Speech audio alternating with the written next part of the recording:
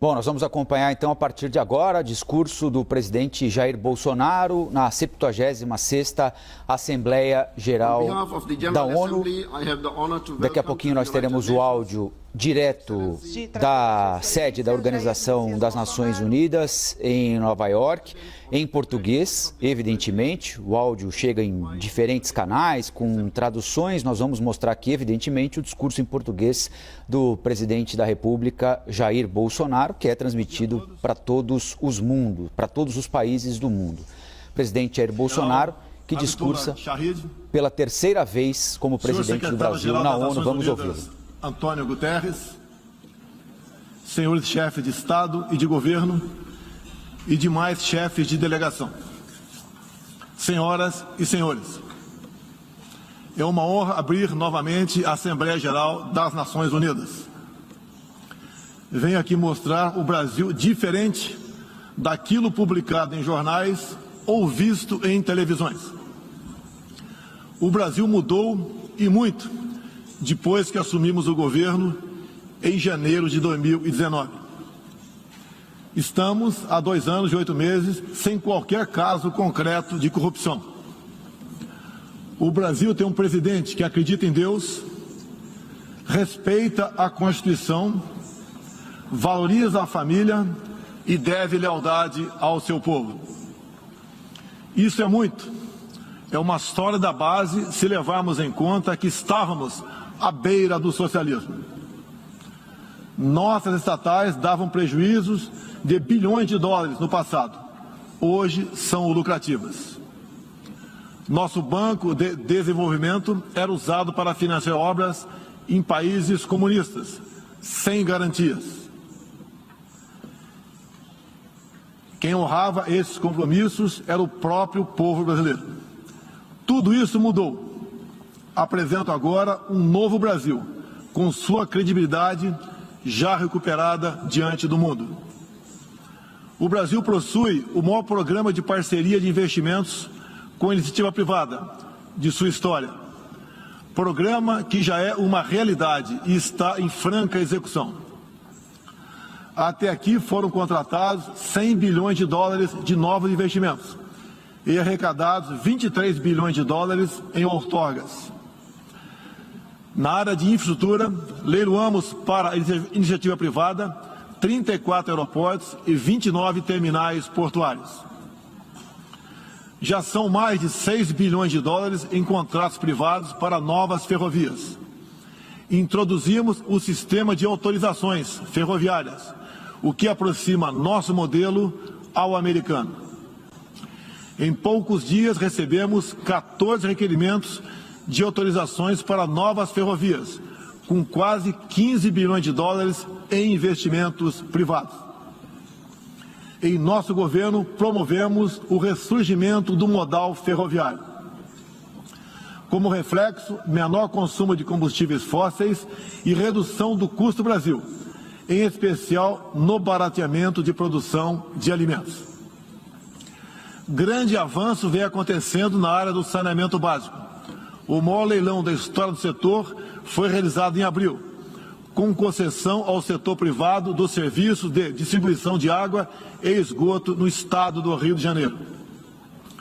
Temos tudo o que o investidor procura: um grande mercado consumidor, excelentes serviços, tradição de respeito a contratos e confiança no nosso governo. Também anuncio que nos próximos dias realizaremos o leilão para a implementação da tecnologia 5G no Brasil. Nossa moderna e sustentável agricultura de baixo carbono alimenta mais de 1 bilhão de pessoas no mundo e utiliza apenas 8% do território nacional.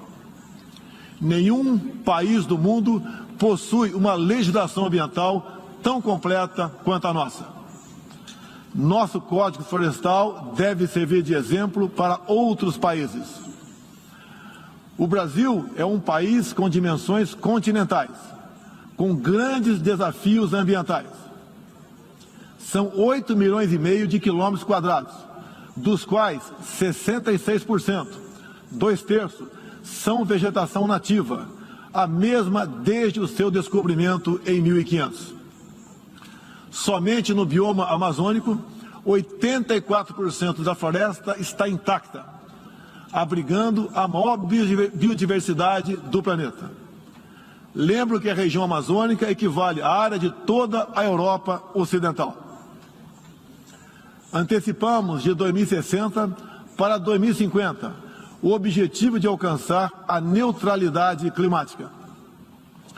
Os recursos humanos e financeiros destinados ao fortalecimento dos órgãos ambientais foram dobrados, com vistas a zerar o desmatamento ilegal.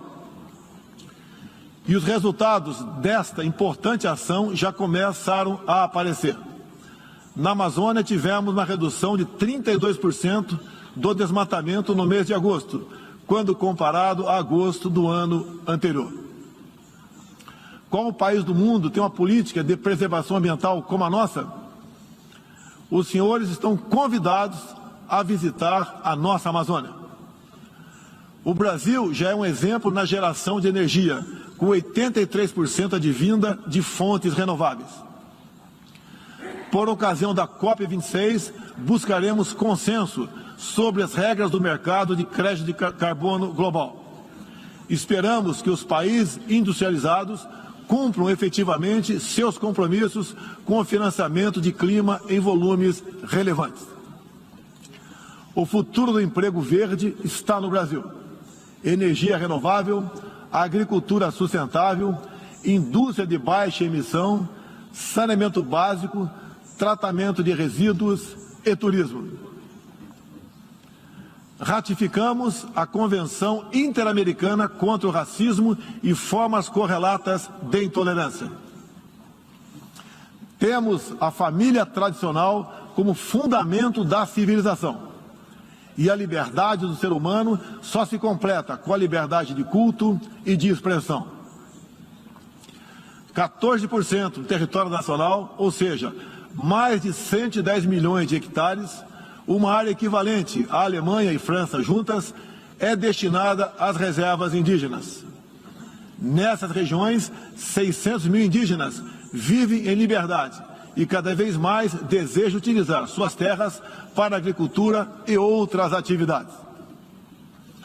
O Brasil sempre participou em missões de paz da ONU, de Suez até o Congo, passando pelo Haiti e Líbano. Nosso país sempre acolheu refugiados. Em nossa fronteira com a vizinha Venezuela, a operação acolhida do governo federal já recebeu 400 mil venezuelanos deslocados devido à crise político-econômica gerada pela ditadura bolivariana. O futuro do Afeganistão também nos causa profunda apreensão.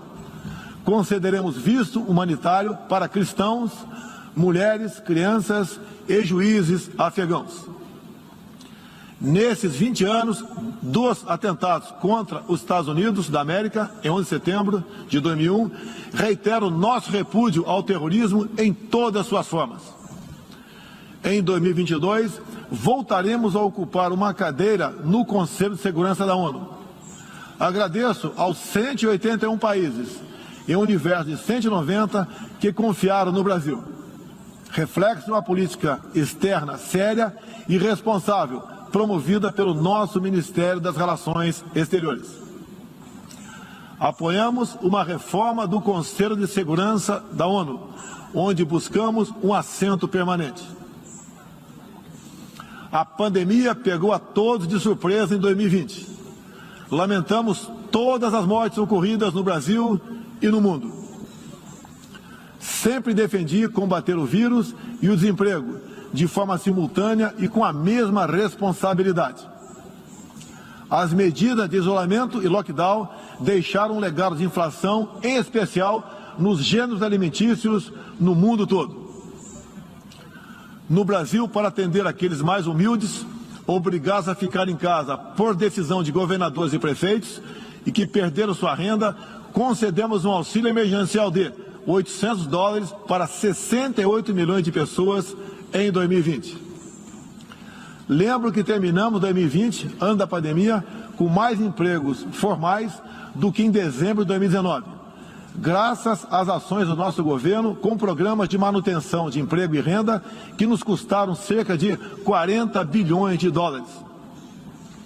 Somente nos primeiros 7 meses deste ano, criamos aproximadamente 1.800.000 novos empregos. Lembro ainda que o crescimento para 2021 está estimado em 5%.